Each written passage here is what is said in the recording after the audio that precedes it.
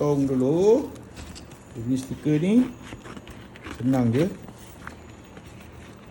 Janji jangan terkena pada stiker. Alright, dah potong macam ni. Ambil botol. Tak kisahlah botol apa-apa. Okay, ni kita menggunakan botol tumbler So kita akan tempel kat sini. Okay, buka plastik dia dulu. Alright. Buka plastik dia dulu.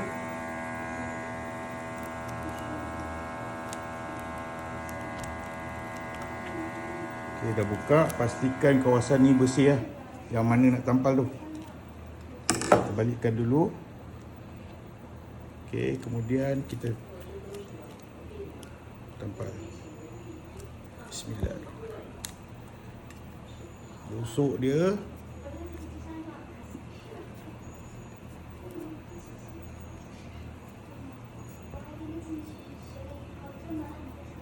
Okay, agak-agak.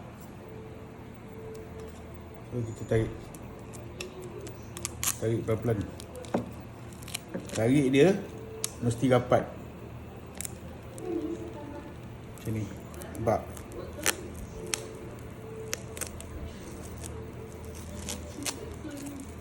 Okay ni. Tarik dia. Cara yang betul. Rapatkan. Macam ni. Jangan tarik macam ni. Tarik macam ni. Rapat. Yes.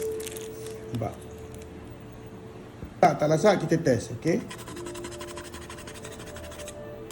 Tak tercabut. Dan tak boleh umpil.